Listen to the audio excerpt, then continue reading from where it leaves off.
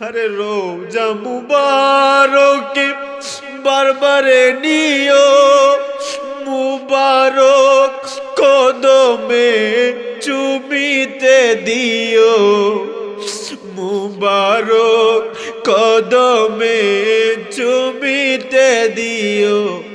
আকার রুহটা বের হতে হাসিটা দিও, বলেন রোহটা বের হতে হাসিটা দিও।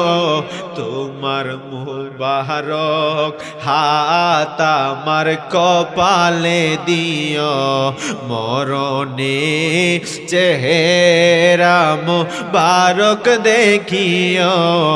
আকা পাশে বসে কালে মাটা পরিয়ে দি, মরণে পাব কি তোমার বন্ধুর দেখা। আরে মরণে পাব কি তোমার বন্ধুর দেখা। কবরে কেমনে থাকবো, আরে কবরে কেমনে থাকবো একা একা। তোমার বন্ধু যেন সাথী হয়ে দেখা। ওই স্বামী ডাক দিয়া কয়, মারে আমি এখন খাবার খাইতাম না, আমি যদি এখন খাবার খাই আর আমার নবী যদি যুদ্ধে যায়, আমি আসরের ময়দানে আল্লাহর কাট করে আমি আসামি হয়ে যাইব। আমার আল্লাহ যদি আমারে জিগায়, পাগলা রে আমার নবী যুদ্ধে যায় আর তুমি ঘরে বৈশা খাবার খাও, তুমি আমার নবীর কেমন পাগল হইলা, আমি আমার আল্লাহর কাছে জবাব দিতে পারবো না। মারে মা হো মা গো, তুমি আমারে বিদায় দিয়া দাও, আমি যুদ্ধের ময়দানে যাব। এবার কয় ঠিক আছে বাবা তুমি যুদ্ধের ময়দানে যাও। ডাক দিয়া কয় মা গো খাবারটা আপনি একটা প্লেট দিয়ে ঢেকে রাখেন, আমি যুদ্ধ থেকে আইসা বাকি খাবার খামো। ও বাবা এই বাংলায় যে যুদ্ধে যায়, যুদ্ধে যায় কি শহীদ হইব না ফিরে আসবো, এই খবর কি পাগলায় জানেনি? কথা কন্যা জানেনি, এই খবর তো পাগলায় জানে না। এরপরেও মারে কয় মা তুমি খাবারটা ঢাক্কা রাখো, আমি আইসা আবার খাবারটা খাইবো। যেই মাত্র এই কথাটা বলছে গো, এই পাগলা এবার রওনা দিছে যুদ্ধের ময়দানে। যুদ্ধের ময়দানে যুদ্ধ করতে করতে করতে মালিক বিন দিনার শহীদ হয়ে, মালিক বিন সিনান শহীদ হয়ে গেছে। সকলে কন্যা ইন্না লিল্লাহি ওয়া ইন্না ইলাইহি রাজিউন। এবার মালিক বিন ওই সিনান যখন শহীদ হইছে রে, যেই মাত্র যুদ্ধ শেষ হলো, যে সাহাবায়ে কেরাম গাজী হলেন, যে সাহাবায়ে কেরাম যুদ্ধ থেকে বেঁচে গেলেন, সব সাহাবায়ে কেরাম বাড়ির দিকে রওনা দিলেন। কিন্তু ওই মালিক বিন সিনান তো আর বাড়ির দিকে যায় না। আর ওই মা যে কেমন দন, ওই মা এখনো খাবারের প্লেটটা নিয়ে সন্তানের জন্য অপেক্ষা করে। ওই দিক দিয়া যে জাদুমণি যুদ্ধে যায় শহীদ হইয়া গেছে গো, মায়ের মনে খবর নাই, মা তো এই খবর জানে না। মা এখনো প্লেটটা নিয়ে খাবার নিয়ে বয়া রইছে। ও বন্ধু বন্ধুরে, এবার ওই খাবারটা নিয়ে যখন বসে আছে, সকাল থেকে দুপুর হয়ে গেল, সমস্ত সাহাবায়ে কেরাম প্রায় চলে আসলেন যুদ্ধ থেকে, কিন্তু মালিক বিন সিনান আসে না। কন্যা মায়ের মনে কষ্ট লাগে কি লাগে না? জোরে কন্যা লাগে কি লাগে না? সন্তানের কিছু হলে পশু পাখি জানার আগে আগে জানে একজন জবান খোলা কোন তিনি কে। ও বন্ধুরে, যেই মাত্র মালিক বিন সিনান আসে না গো, এবার মা ডাক দিয়া কয় আর বসা যাবে না। এবার মা পেরেশান হয়ে যুদ্ধের ময়দানে রওনা দিছে। কলিজাটা জানি একটা কামন মারছে, কয় আমার সন্তানের জানি কি হইছে গো, এবার যুদ্ধের ময়দানের দিকে রওনা দিছে। যাইতে যাইতে যাইতে কতজন সাহাবায়ে কেরামদেরকে রাস্তার মধ্যে পায়, যায় কয় নবীর সাহাবী আমার মালিক রে দেখছনি? ও নবীর পাগল আমার মালিক রে দেখছনি? সমস্ত সাহাবীরা কয় তোমার মালিক তো শহীদ হয়ে গেছে। মায়ের মন তো মানে না, মা আবার সামনের দিকে যাওয়া শুরু করছে। যায় আরো কয়েকজন সাহাবীরে পাইছে, ডাক দিয়া কয় সাহাবীরা গো আমার মালিক রে তোমরা দেখছনি? কয় তোমার মালিক তো শহীদ হয়ে গেছে। কন্যা মার কলিজার আগুন কি কমে না বাড়ে?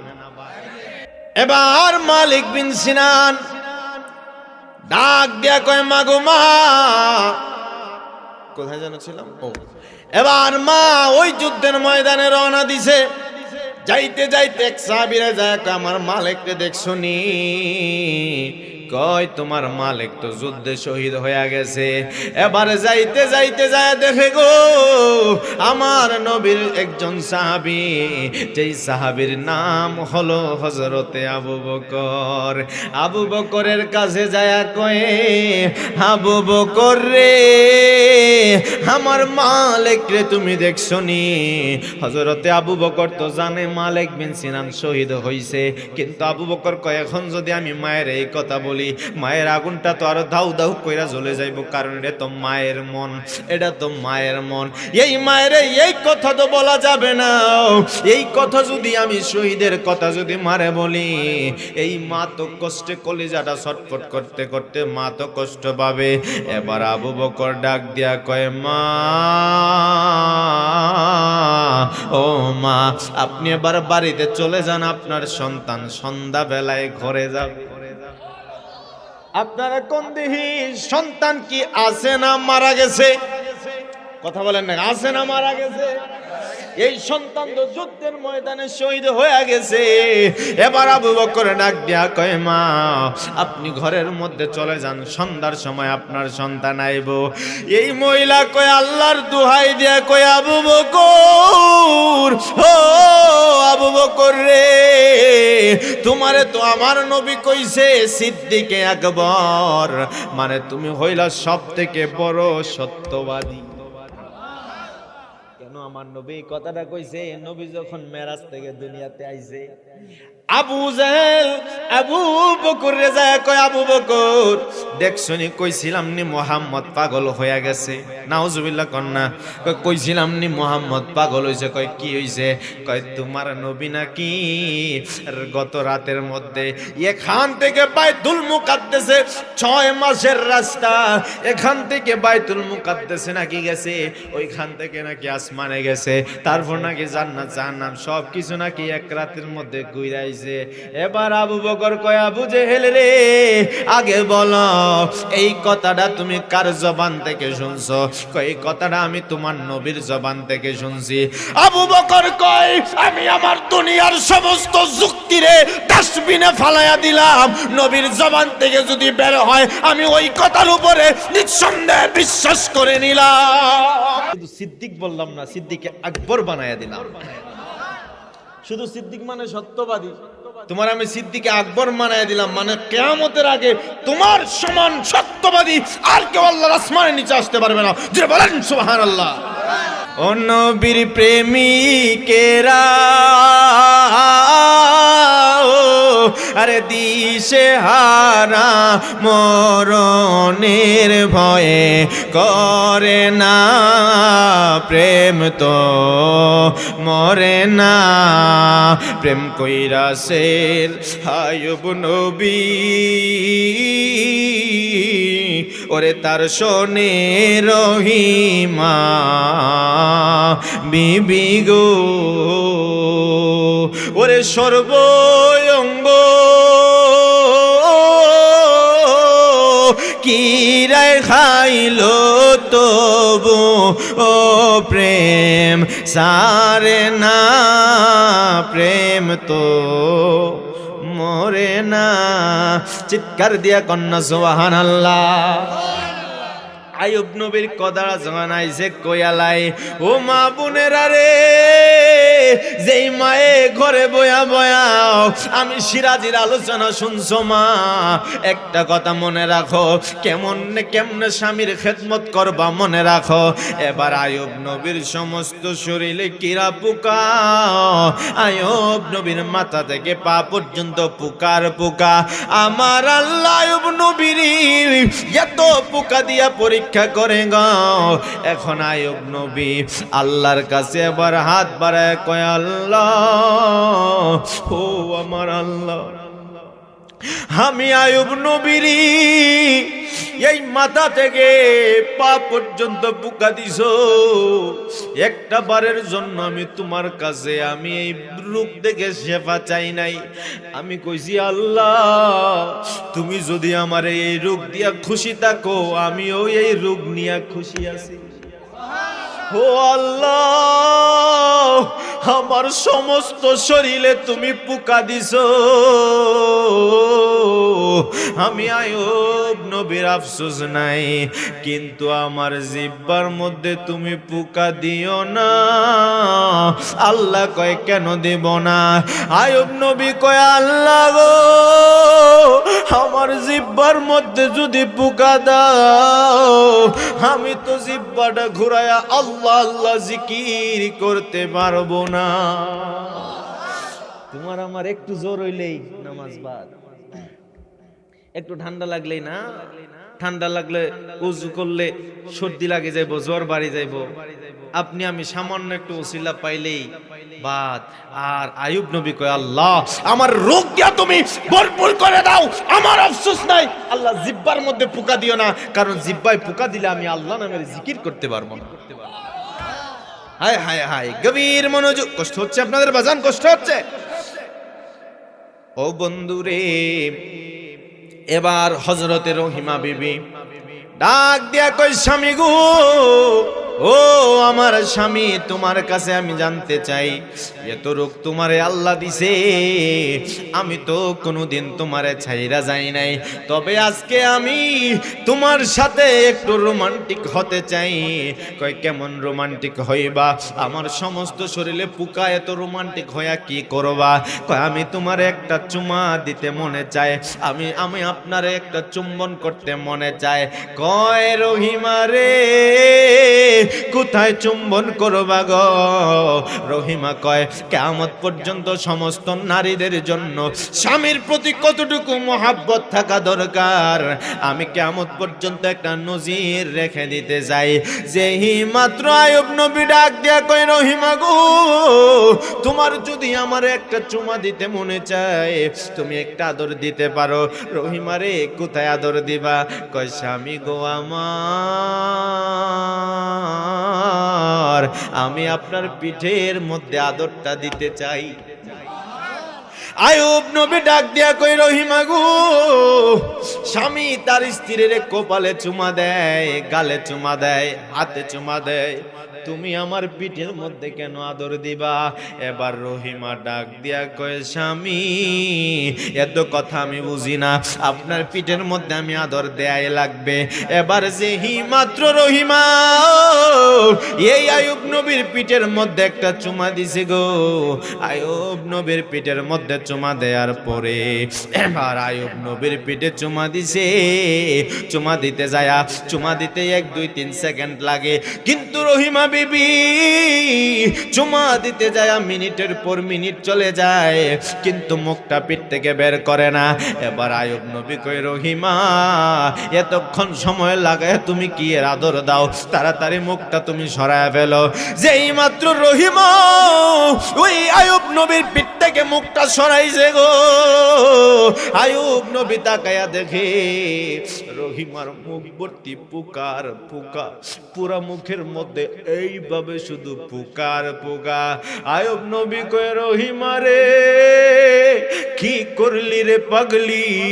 কয় স্বামী গো আমার, আমি দেখছি আপনার পিঠের মধ্যে পোকাগুলা বাসা বাঁধতে বাঁধতে একটা গর্ত করে ফেলছে, আর যদি একদিন থাকে হয়তো কথাগুলো আপনার কলেজার ভিতরে যায় ঢুইকা যাইব, আপনার হাড় বের করে বেদ করে ভিতরে চলে যাবে। এই জন্য আমি আপনার আদর দেওয়ার বাহানা করে আমার মুখ দিয়া আপনার পোকাগুলা বের করে আমি গোটা পৃথিবীবাসীকে দেখায়া দিতে চাই, পৃথিবীর প্রত্যেকটা নারীকে আমি দেখায়া দিতে চাই স্বামীর পায়ের নিচে স্ত্রীর জান্নাত। হাত তুলে বলেন ঠিক কিনা? আরামগর মা বোনদের অবস্থা কিতা কইতাম নিবা জান? এই ঠান্ডার রাত্রে মনে করেন এখন গেছেন তো বাড়িতে, এই বউ ভাত দাও, কম্বল ডি মুড়ায় কইব ভাত তুমি নিজে লইয়া খাও, ভাল লাগে না। না আপনারা বউরা বহুত ভালো মানুষ, এটা কইতো না কেন? কইব না আপনারা বউরা? কইব, অনেকে আছে কইব। হায় হায় হায়, সবাই কয় না রে, কিল্লে কয় না কইতাম নি? সবাই যদি কয় ঘরে যায় আবার খাইবো চেঁচানিরা। না এখন কইবা না, কইবা আমার বউয়ের মতো ভালো মানুষ কেউ নাই বাজান। মনে রাখবেন, বউ স্ত্রীর স্থান থাকবে বুকে, আর মায়ের স্থান থাকবে মাথা। মাথারটারে বুকে নিবেন, বুকেরটা মাথায় তুলবেন, সব উলটপালট হয়ে যাবে।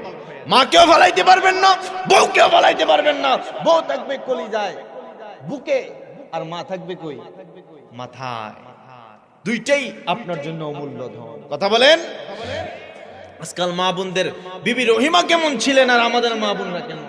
আমগুর মা বোনেরা তো এখন মনে করেন এই ঈদের সময় আর যেখানে কোন বাজারে গেলেন, মার্কেটে গেলেন, বাজার আমরা হুজুর মানুষ, আমাদের বাজারে যাইতে এখন শরম লাগে। বাজারে যাইলে আপনি দেখবেন 100 জনের মধ্যে 80 জন মহিলা, 20 জন কয় না রে, কয় না রে। না আপনাদের এলাকার বহুত সুন্দর, বহুত বালা কেন আছে না নাই? এই মা বোনদের এখন মনে করেন কইলে তো বাজান মা বোন না আমার উপর রাগ হয়ে যাবে, কইবা আগামী বছর আর হুজুরের দাওয়াত দিয়েন না। তাও কই এলাই, কারণ এগুলা না বললে আমার হাসির ছলে হইলেও বাজান গুরুত্বপূর্ণ কথা বলি। মনে রাখবেন আমাদের মা বোনদের এখনের চাহিদা কইতাম নি। ওরে আলতা লাগে, সোনো লাগে, আরো লাগে কানের দুল, কুপা লাগে, চুরি লাগে, আরো লাগে নাকের ফুল, ওরে আরো লাগে নাকের ফুল। একটুখানি কম পড়িলে ভাই, আরে একটুখানি কম পড়িলে ভাই, একটুখানি কম পড়িলে ভাই, টাইনা সিরে মাতার চোল। এত দিনে ঠের পাইয়াছি ভাই, যৌতুক হলো নষ্টের মূল। আরে হাত তুলে কোন ঠিক কিনা বলে? আরে শখ করিয়া বিয়া কইরা বউ করে আনলাম ঘরে, মনে করছি সময় মতো খাবার দিবে আমারে, ওরে খাবার দিবে আমারে, ওরে নিজে খায় উদর ভরে, নিজে খায় উদর ভরে, আমগুরে দেয় পাতলা ঝোল। এতদিনে টের পাইয়াছি ভাই, যৌতুক হলো নষ্টের মূল। যৌতুক কি দিবেন না নিবেন? হ্যাঁ, কেটা জানি কই দিতাম না নিন। হ্যাঁ, যৌতুক কি চলবে নি বাজান? যৌতুক হচ্ছে আমাদের সমাজের একটা কি বলতাম ভাইরাস। এই যৌতুক যতদিন আপনি নিবেন, বিয়েটা হচ্ছে একটা পবিত্র ইবাদত। আপনি ইবাদতের শুরুটাই যদি আপনি যৌতুকের মতো একটা হারাম কাজ দিয়ে শুরু করেন, ওই ইবাদতটা কোনোদিন সুখ শান্তি থাকতে পারে?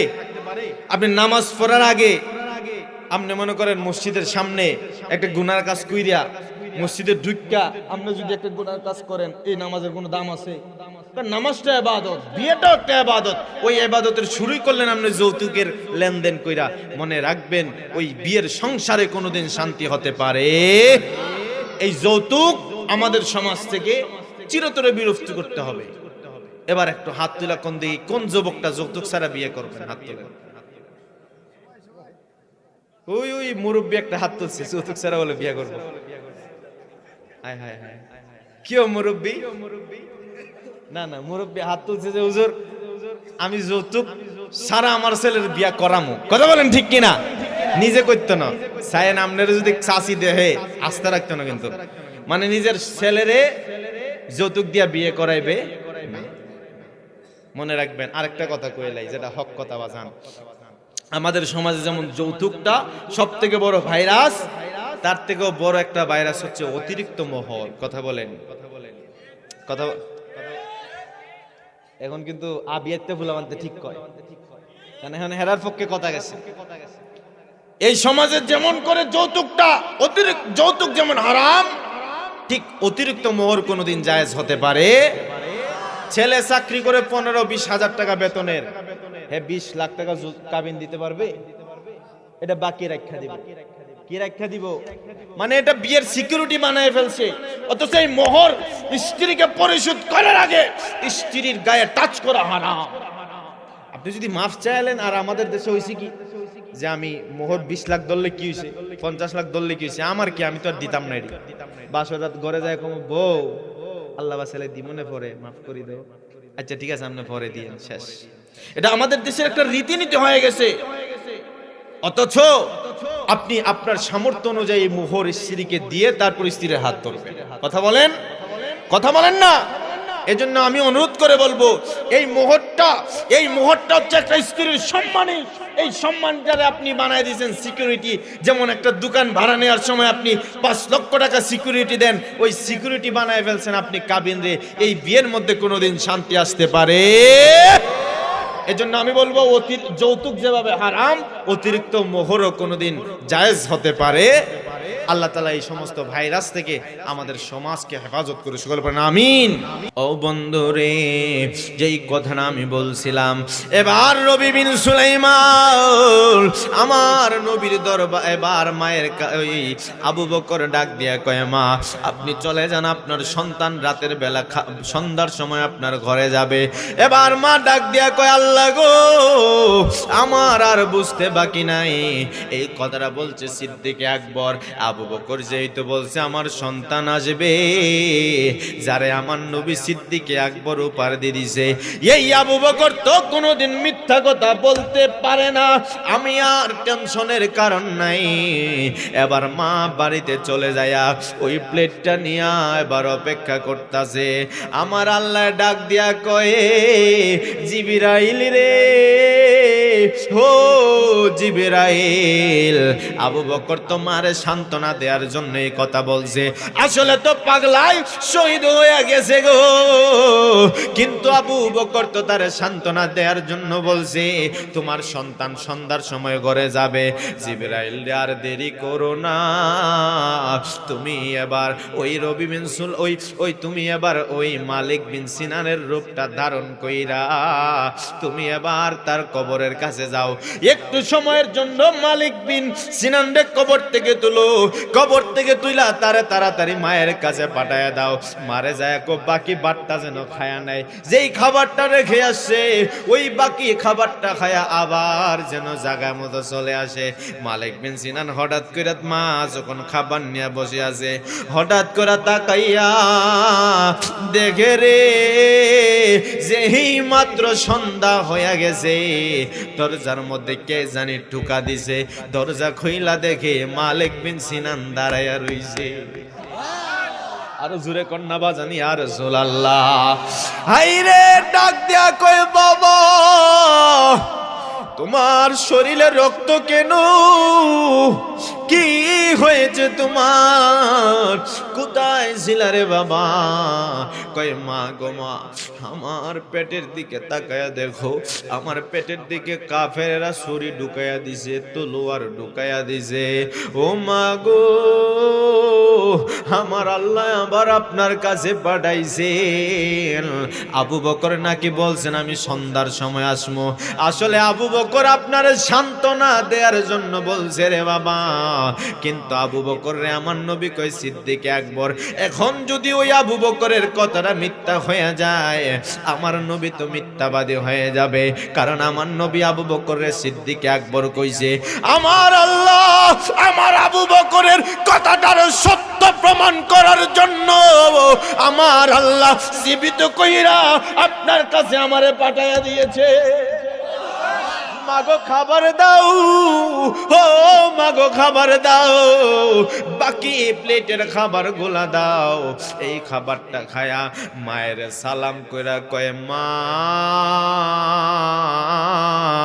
বিদায় দেন গো মা, দেখা হবে হাসরের ময়দানে। আর জোরে কন্যা বাজান সুবহানাল্লাহ। হায় রে আমার বাবা, যেহেতু মা বাবার কথা বলতে বলছে ১-১০-১৫ মিনিটে আমি একটু মা বাবার কথাটা বলে নেই। এখন আমার নবী হযরতে আল্লাহর নবী হযরতে মূসা আলাইহিস সালাম একদিন আমার আল্লাহরে ডাক দিয়া বলে, আল্লাহ গো, মূসা নবী তোর পাহাড়ে যায়, তোর পাহাড়ে যায় আমার আল্লাহর সাথে কথা বলতে মূসা নবীর বড় ভালো লাগে। এই জন্য আমার আল্লাহ মূসা নবীরে কয় কালিমুল্লাহ, মানে যিনি সবসময় আমার আল্লাহর সাথে কথা বলে। হায় রে, মূসা নবী হইতে পারে কালিমুল্লাহ, কিন্তু আমার নবী তো হাবিবুল্লাহ। মূসা নবী কালিমুল্লাহ হতে পারে গো, আমার নবী তো হাবিবুল্লাহ। কালিমুল্লাহ এবং হাবিবুল্লাহর পার্থক্যটা কি জানেননি? মূসা নবী তুর পাহাড়ে আল্লাহর সাথে কথা বলার জন্য তুর পাহাড়ে যায়। আমার আল্লাহর মূসা নবী কয় রাব্বি আরিনি, আল্লাহ তুমি আমারে দেখা দাও। আল্লাহ কয় লান তারানি, তুমি আমারে দেখতে পারবা না। এরপরেও বারবার আল্লাহর কাছে আরজি করে, আল্লাহ দেখা দেয় না। আর আমার নবী আল্লাহরে দেখতে চায় নাই। আমার আল্লাহ দাওয়াত দিয়া নিয়ে আল্লাহ মোকানে আমার আল্লাহর সাথে দিদার করাইছেন। আল্লাহু আকবার বলেন না।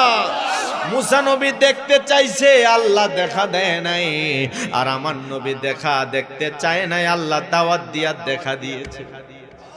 এটাই তো কালিমুল্লাহ আর হাবিবুল্লাহ। জোরে কি ইয়া রাসূলুল্লাহ বলা যাবে না?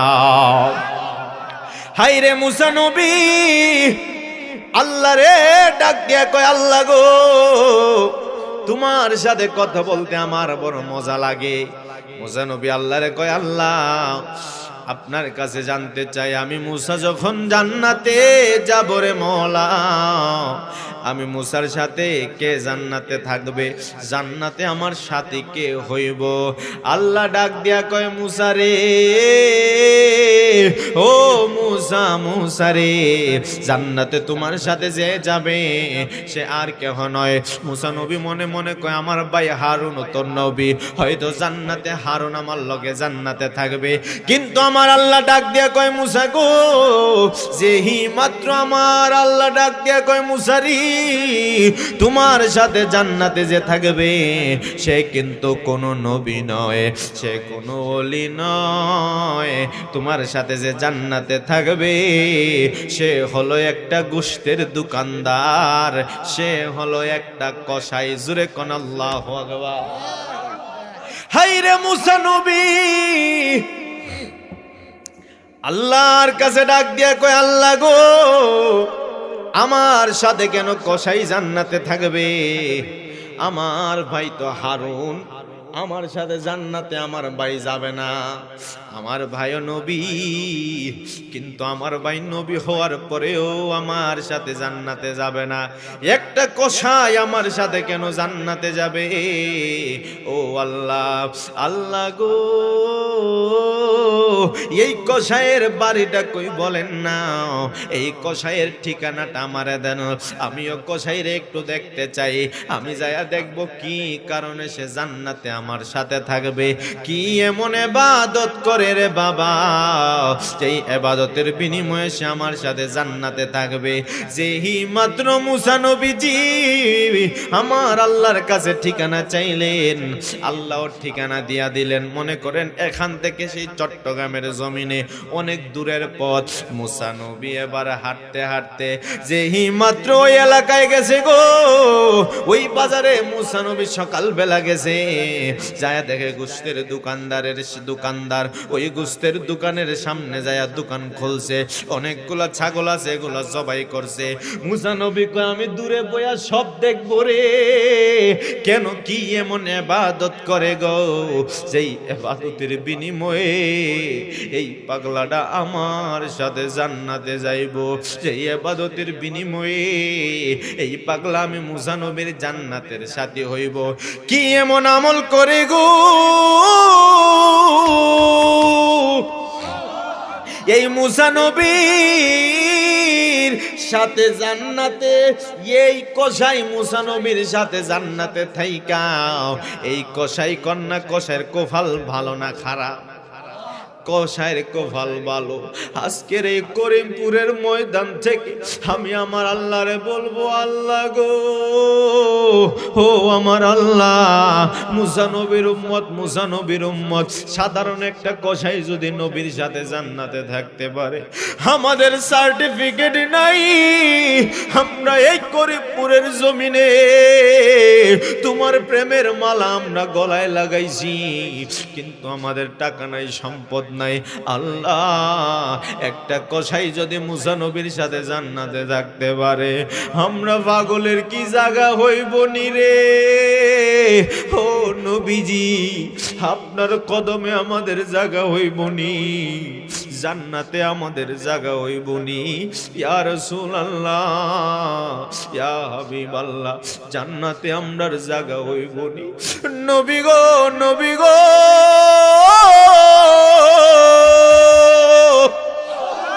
ইয়া রাসূলুল্লাহ, নবীজি, একটা আবদার আজকের এই করিমপুরের ময়দান থেকে বলি, হাসরের ময়দান যখন কায়েম হবে, আজকে আমরা এখানে করিমপুরের ময়দানে যেমন করে আমরা সকলে বসছি গো নবী, হাসরের ময়দানে জান্নাতে মদিনাওয়ালা নবী আপনার সামনে আমরা এইভাবে বসায়া রাখবানি। হায় রে আমার করিমপুরের বাবা, আমি যখন মোবাইলে ভিডিও দেখি, আমার নবীর রওজা মুবারকের সামনে কত বিড়াল ছানা দৌড়ায়, কত আসমানে পাখি এগুলা উড়াল দিয়া যায়, আমি এবার চোখের পানি ফালায় কান্দি। হায় রে, আমি কই আল্লাহ, তুমি কেন আমারে মানুষ বানাইলা? মানুষ আশরাফুল মাখলুকাত হতে পারে, কিন্তু বাংলাদেশে পাঠাইলা। আমি জীবনে তো নবীর রওজা দেখি নাই। আল্লাহ, তুমি আমারে কেন বাংলাদেশে পাঠাইলা? আল্লাহ, তুমি কেন আমারে মানুষ বানাইলা? যদি তুমি আমারে মানুষ না বানাইয়া আসমানের পাখি বানাইতা, প্রত্যেকদিন ওইরা ওইরা নবীর রওজা মুবারক দেখতাম। আকাশেরি পাখি যদি হইতাম, মদিনাকে নজর বন্দি করিতাম। কোন ইয়া রাসূলুল্লাহ কন্যা বাজান, এই যুবক এতক্ষণ তো হাসাহাসি করলা, এতক্ষণ তো বড় চিল্লাচিল্লি করলা, এখন কেন চুপ হয়ে গেলা? নবীর প্রেমের কথা বললে বুঝি অন্তরে প্রেমের জ্বালা বাইরা যায়। ওরে যেই নবী উম্মতের যন্ত্রণায় 63 বছর কানছে, যেই নবী জন্ম হইয়া সিজদায় উম্মতি উম্মতি কইয়া কানছে, যেই নবীজি এখনো রওজা মুবারকে উম্মতি উম্মতি কইয়া কান্দে, আপনারা জবান খুলে বলো, আমরা ওই নবী দেখতে চাই কি চাই না? হাত তুলে বলেন, চাই কি না?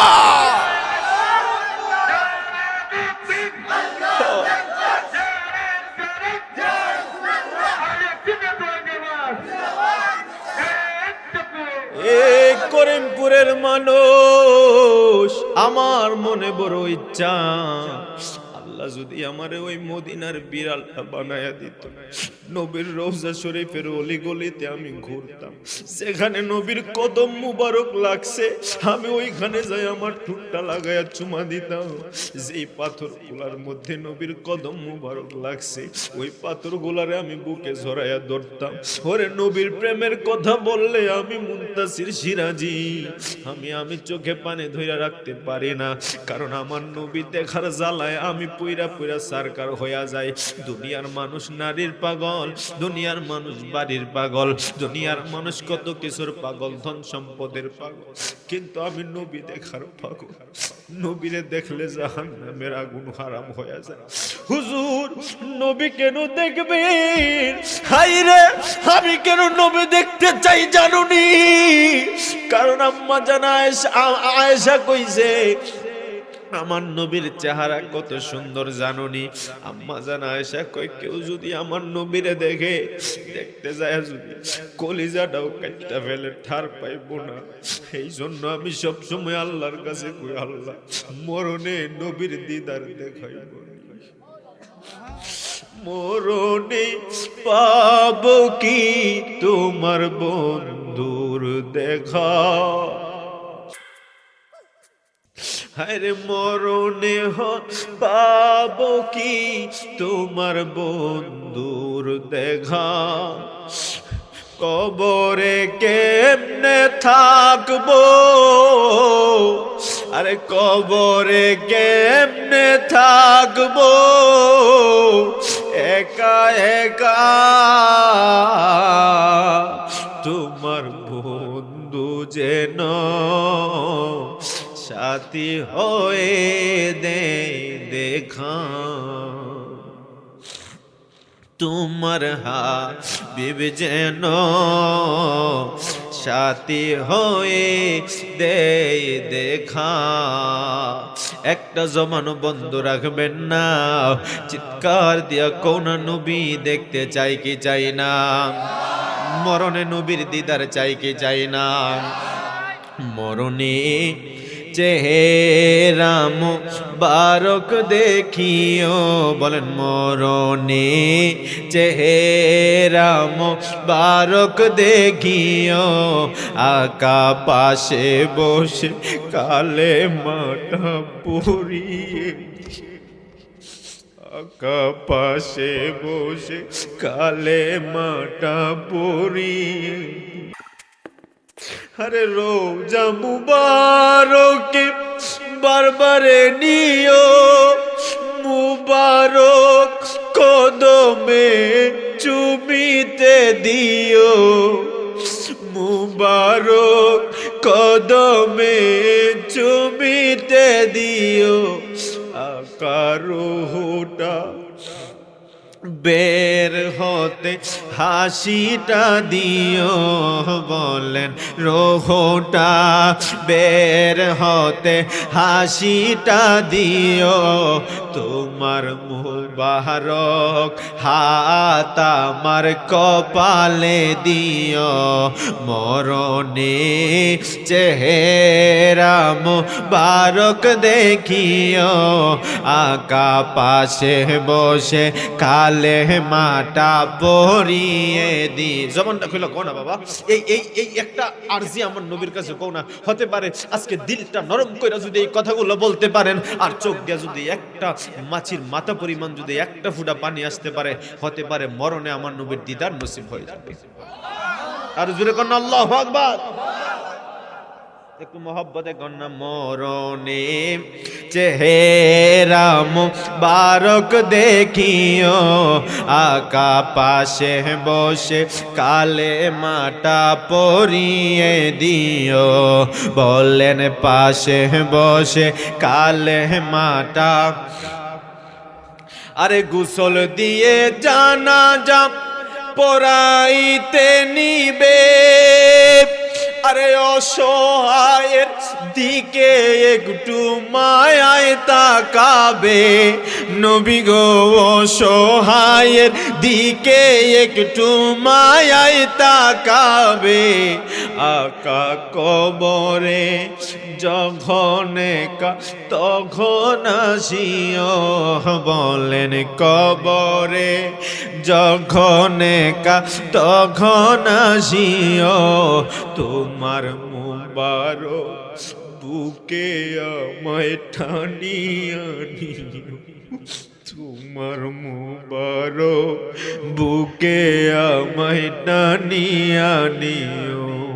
মরণে চেহারা মুবারক দেখিও, বলেন মরণে চেহারা মোবারক দেখিও, আকা পাশে বসে কালে মাটা পরিয়ে দিও। বলেন পাশে বসে কালে, একটা জবান বন্ধ রাখবেন না, চিৎকার মেরে বলেন না সুবহানাল্লাহ। ও বন্ধুরে, এবার যেই কথাটা বলছিলাম, মুসা কালিমুল্লাহ যেই মাত্র ওই গোষ্ঠের দোকানদারের সামনে গেছে, যায়া মুসা কালিমুল্লাহ তাকাইয়া দেখি গো এই লোকটা কি করতেছে। মুসা নবী দেখে এই কসাইটা কয়েকটা ছাগল জবাই করছে, করে কলিজাগুলারে একটা ব্যাগের মধ্যে ভরে রাখছে, আর সমস্ত গোশতগুলারে এই পাগলা বিক্রি করে। যেই মাত্র মুসা নবী সব কিছু দেখে গো, কত মানুষ আইসা কয় কলিজাটা বিক্রি করবানি, কয় না আমি কলিজা বিক্রি করি না, বাদ বাকি যা আছে আমি সব কিছু বিক্রি করে দেই।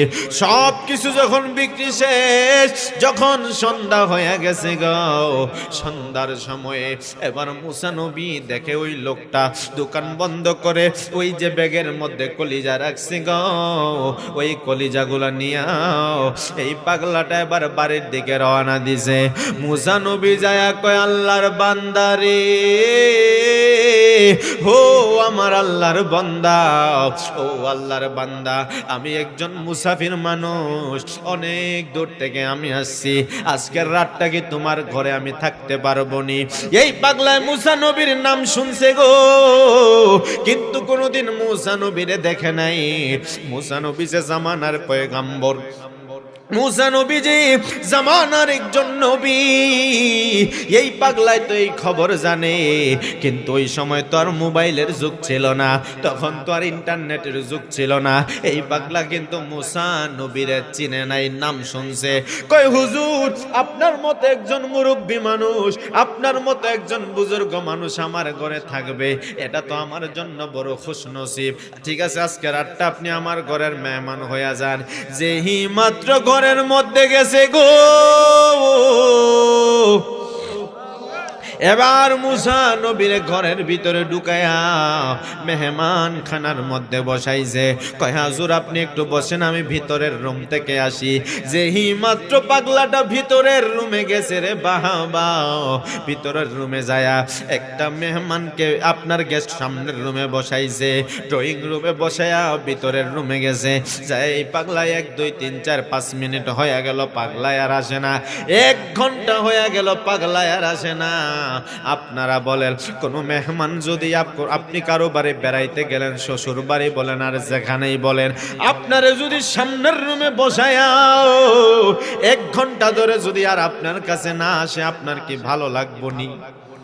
আর মুসা নবী তো রাগী নবী, মুসা নবী রাগ হয়ে গেছে, আল্লাহরে ডাক দিয়া কয় আল্লাহ গো, কি এমন মানুষ আমার সাথে জান্নাতে থাকবে যেই মানুষটা মেহমানরে সম্মান করতে জানে না?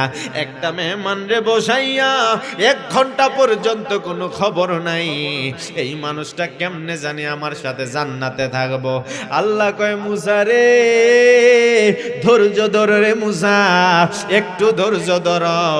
এবার মুসা কালিমুল্লাহ বসে আছে, 2 ঘন্টা হয়ে গেল, পাগলায় আয় না। মুসা নবীর কি রাগ বাড়ে না কমে? এবার 3 ঘন্টা হয়ে গেছে, 3 ঘন্টা পরে গো, যেই মাত্র মুসা নবী এবার রাগে একদম আগুন হয়ে গেছে। মুসা নবী সিদ্ধান্ত নিছে, এই ঘরে আর আমি থাকবো না, এই লোকটা কেমনে আবার আমার সাথে জান্নাতে থাকবো? যে এই লোকটা মেহমান রে বসাইয়া 3 ঘন্টা পর্যন্ত কোনো খবর নেয় না, কেমনে জানি লোকটা আমার সাথে জান্নাতে যাইবো? মুসা নবী রেডি, মুসা নবী কয় আমি আর এই ঘরে থাকবো না। মুসা নবী কয় আমি বাড়িতে দেশে চলে যাব। এবার মুসা নবী যেই মাত্র যাওয়ার জন্য রেডি হইছেন, হঠাৎ করে এই পাগলাটা, ওরে শান্তি আমার লাগে না, বলো শান্তি লাগে আমার সোনার মদিনা। হাত তুলে বলেন ঠিক কিনা? আরে আপনি লন্ডন যাবেন, হংকং যাবেন, সিঙ্গাপুর যাবেন, মালদ্বীপ যাবেন, নেপাল যাবেন, কোথাও আপনি শান্তি পাইবেন না। একমাত্র অন্তরের শান্তি সোনার মদিনায় পাবেন, কারণ সেখানে আছে রাউজাতুম মিন রিয়াজিল জান্নাহ। জোরে বলেন ঠিক কিনা? আল্লাহু আকবার।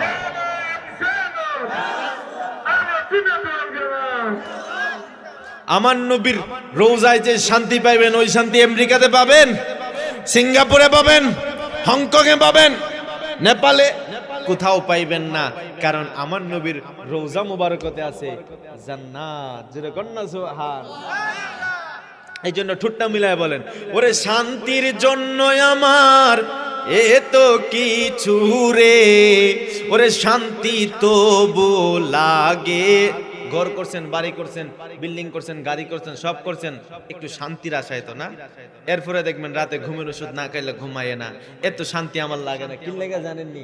ওরে শান্তির জন্য আমার এত কিছু রে, তবু শান্তি আমার লাগে না। বলো শান্তি লাগে আমার সোনার মদিনা। হাতটা তুলে, হাতটা তুলেন তো দেখি বাজান, একটু ঠান্ডা লাগান না। হাতটা তুলে এবার হাতটা নাড়া দিয়ে একটু কর। শান্তি লাগে আমার সোনার মদিনা।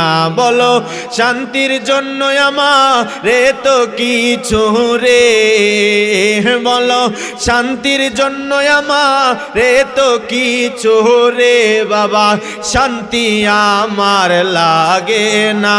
বলো শান্তি লাগে আমার সোনার মদিনা।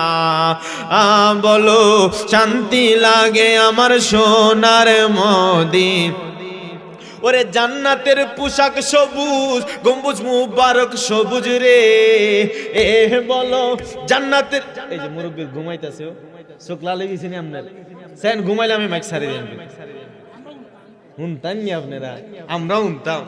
ওরে জান্নাত, হাইছেন না মিয়া মাঝে মধ্যে বাজান, একটু ডানে বামে কথা না কইলে মানে আপনাদের মন বইতো না, বুঝছেন নি? এই জন্য মাঝে মধ্যে ডানে বামে কথা কই, আপনারা রাগ করেন না। চলতো নি, চলতো নি। ওই যে মুরব্বী মাঝে মধ্যে ওইটা চইলা যান, বুঝছি বুঝছি। আয়েন মুরব্বী আয়েন আবার তাবারুক আছে। ওরে জান্নাতের পোশাক সবুজ, গম্বুজ মুবারক সবুজ রে। ওরে সারা দুনিয়া সবুজ দেখো না, বলেন সারা দুনিয়া সবুজ দেখো না। শান্তি লাগে আমার সোনার মদিনা। বলো শান্তি লাগে আমার সোনার।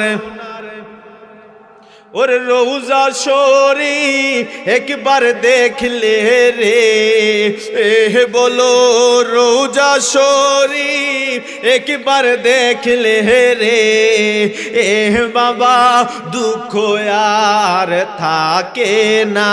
বলেন দুঃখ মনে আর থাকে, শান্তি লাগে আমার সোনার। জোরে বলেন শান্তি লাগে আমার।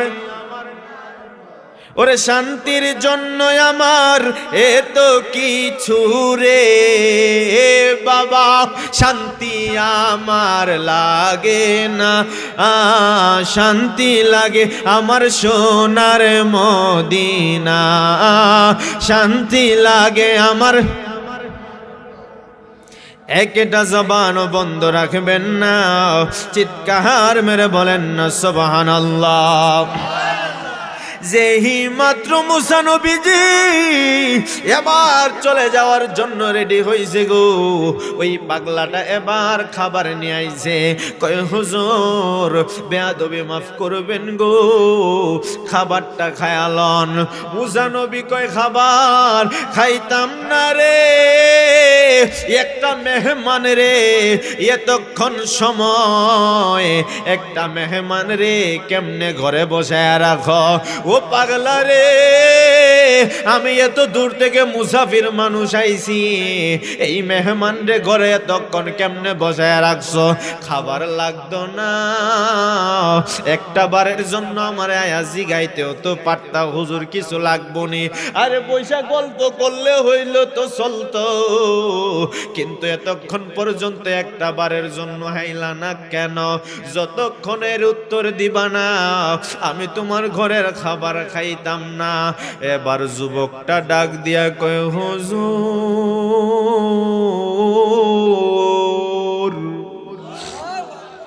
ও হুজুর গো, আমি কেমনে আপনার কাছে আইতাম গো হুজুর? আমার ঘরে আর কোনো মানুষ নাই, আমি আছি আর আমার একটা বৃদ্ধা মা আছে, আমার একটা বুড়ি মা আছে গো।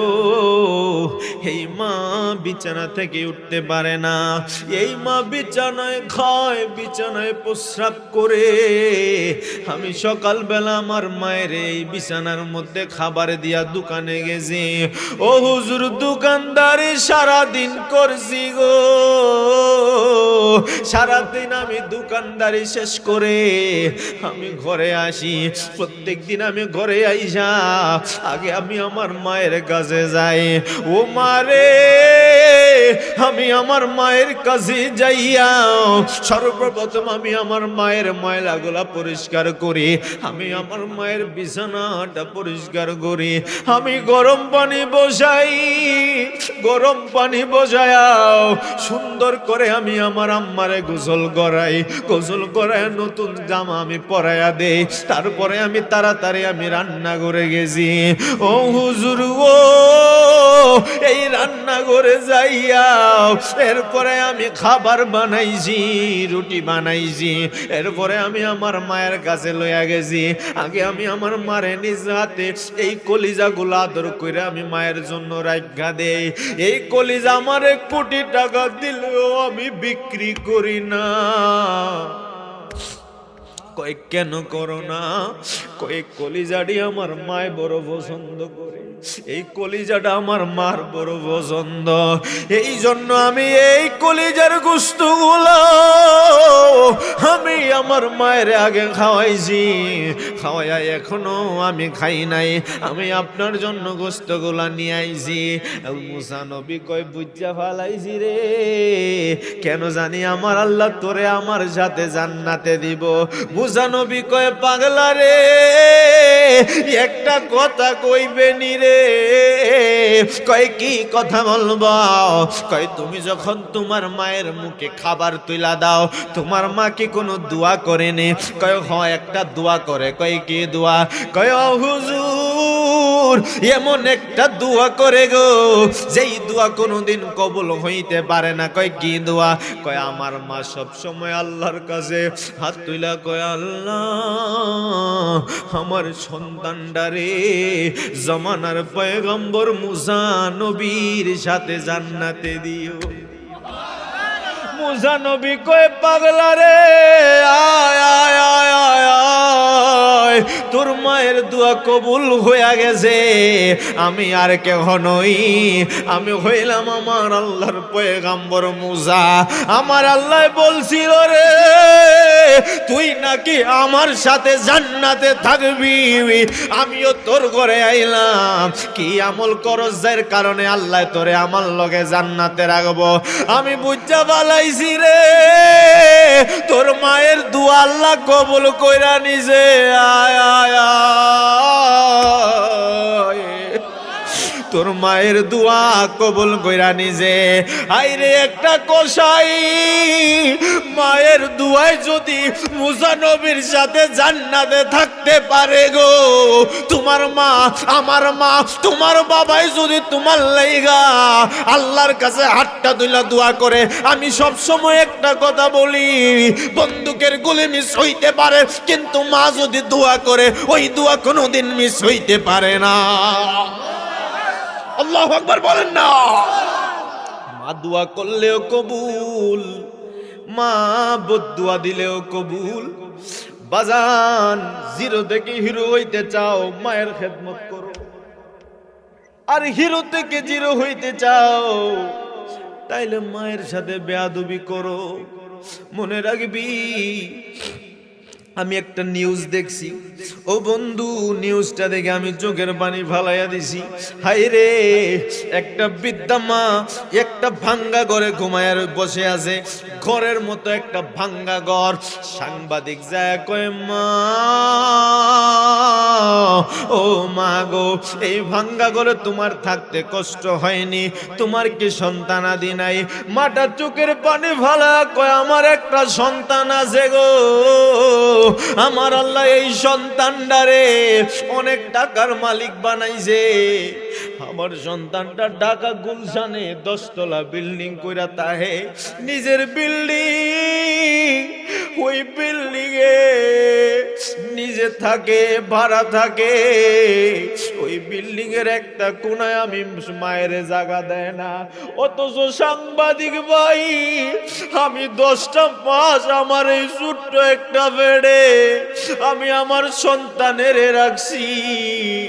এখন সন্তানের এত বড় বিল্ডিং এ আমি মায়ের জায়গা নাই। কই, তোমার সন্তানের নামটা কি? মা কেমন ধন জাননি রে? কয়, আমার সন্তানের নাম আমি কইতাম না, আমার সন্তান বড় অফিসার, আমার সন্তানের নাম কইলে তোমরা চিনবা। আমার সন্তানরে যদি চিনো, আমার সন্তান সমাজের মধ্যে লজ্জা পাইয়া যাইব। আমি মা, ওরে মা কেমন ধন রে, আমি মায় কষ্ট পাইতে রাজি, এরপরেও আমার সন্তানের একটু লজ্জা পাইতে আমি রাজি না। আমি যেদিকে চাই আমার মাকে ছাড়া অন্য কিছু দেখি না, মায়ের মতো না। বাজান, এই দুনিয়াতে মায়ের মতো আপন কেউ আছে? দুনিয়াতে মায়ের মতো কেউ আপন নাই। আরে সন্তান যদি যায় বিদেশে, মায়ের চোখের পানিতে বালি ভিজে গো। ঠিক নি বাজার? কারা কারা প্রবাসে থাকেন, অথবা কাদের ভাই অথবা বাবা অথবা নিজেরা প্রবাসে থাকেন, একটু হাত তোলেন তো। আপনার ঘরের কেউ একজন হলো প্রবাসে আছে, হাত তোলেন তো। অনেকগুলো হাত নামান, অনেকগুলা ভাইয়েরা হাত তুলছেন। কেউ প্রবাসে থাকেন অথবা ঘরের কোন ফ্যামিলি মেম্বার প্রবাসে থাকে। একটু চিন্তা করে দেখেন, আপনি তো বলতে পারেন না, আপনি যখন প্রবাস থেকে আসবেন, আপনার বউ আপনার লাগেজের দিকে তাকাইবো, আপনার স্ত্রী আপনার ব্যাগের দিকে দেখবে, আপনার ভাই যায় কইব, ভাইয়া আমার আইফোনটা আনছেননি, বোন যায় কইব, ভাইয়া আমার লাগে কানের দুলটা আনছেননি। কিন্তু একটা মানুষ আপনার ব্যাগের দিকে তাকাইবো না, একটা মানুষ আপনার গাট্টির দিকে তাকাইবো না, লাগেজের দিকে তাকাইবো না। একটা মানুষ আপনার দেখার সাথে সাথে চোখের পানি ফালায় কান্দি দিব। কবে, জাদুমণি কই সিঙ্গাপুরের থেকে আইছো, কই তুমি সৌদি আরব থেকে আইছো, বাবা ক্ষুধা লাগছে না, আগে বার্তা খা। এই একটা মানুষের নাম হচ্ছে মা। সুবহানাল্লাহ কইলেন না যে? এই মানুষটার নাম মা। আপনার ঘরে যদি খাবার থাকে, যদি 8টা রুটি থাকে, মা নিয়া মানুষ হয়েছে 5 জন, মা সহ মানুষ কয়জন? 5 জন। রুটি আছে 8টা, মা বাকি 7 জনের 2টা 2টা করে রুটি দিব। মা নিজে রুটি খাইব না। মা তুমি খাইবা না? ফুত, আমি রুটি বানাইতে বানাইতে 2টা রুটি খাইয়া লাইছি। আসলে কোন দেখি ওই মা কি খাইছে? মা কবে, ফুত আমার ক্ষুধা নাই রে, আর পেটে গ্যাস, এখন খাওয়া ঠিক হইতো না। আসলে মায়ের মনে ক্ষুধা আছে। মা যখন দেখবো তৃপ্তি সহকারে নিজের সন্তান খাইছে, মা কয় আমার পেট অটোমেটিকলি ভরে যায়। কথা বলেন ঠিক কিনা, বলেন না কেন? সন্তান যদি যায় বিদেশে, মায়ের চোখের পানিতে বালিশ ভিজে গো। ওরে ছেলের মুখ দেখিলে মায়ের দুঃখ কষ্ট থাকে না, মায়ের মতো না কন্যা আমি যেদিকে চাই আমার মাকে ছাড়া অন্য কিছু দেখি না মায়ের মতো না মায়ের মতো না মাগো তোমার মতো লয় না কেহ আমায় কোলে টানি আদর করে মুছে না কেউ আদর করে মুছে না কেউ আমার চোখের পানি হায়রে মা জননী আমার হায়রে মা জননী হায়রে মা জননী আমি কেমনে দিব বাবা যাদের মাগুলা বেঁচে আছে এই কথাগুলো একটু চোখের দিলটা নরম করে দিয়ে আমার সাথে ঠোঁট মিলা গাও না আমি কেমনে দিব ওই দুঃখিনী মায়ের দাফন কেমনে দিব ওই দুঃখিনী মায়ের দাফন আরে যেই দুঃখিনী মা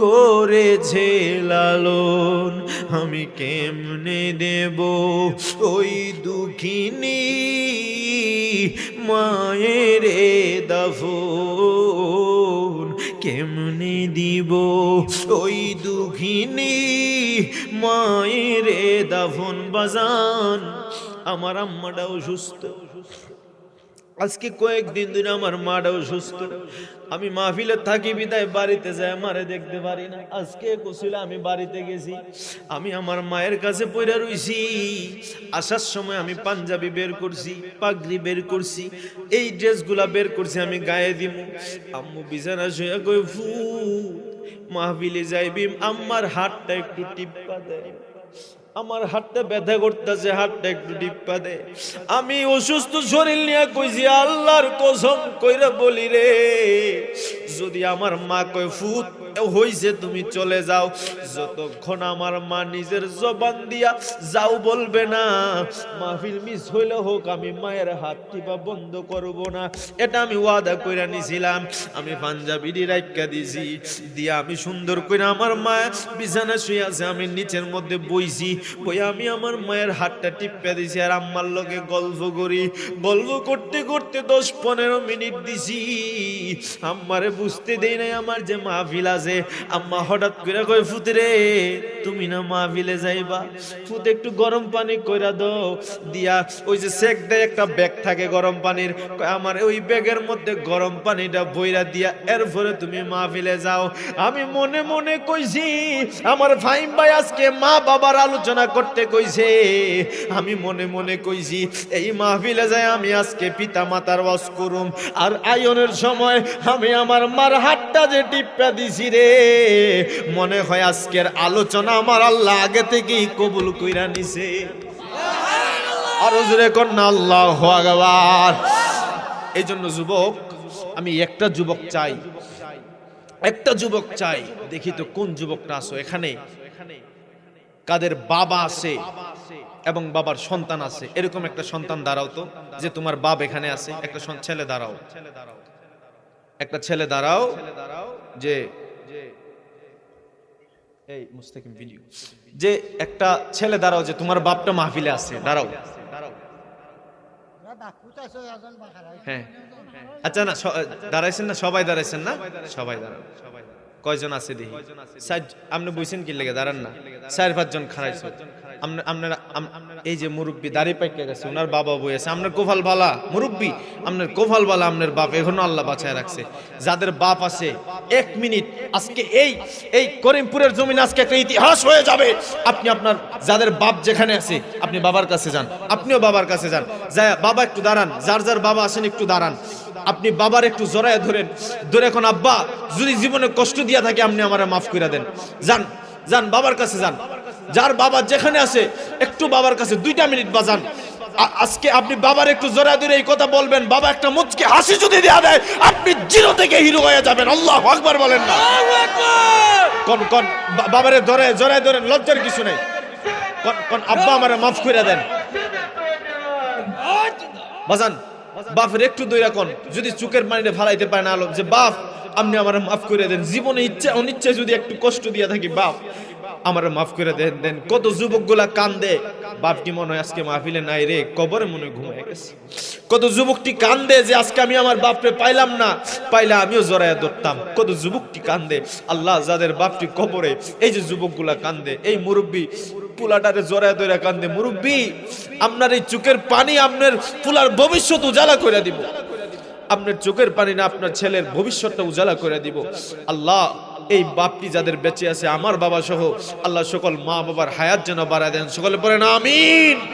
আর যাদের মা বাবা অন্ধকার কবরে আল্লাহ যেন ওই মা বাবার কবরকে জান্নাতের বাগান বানায়, সকলে পড়েন আমিন।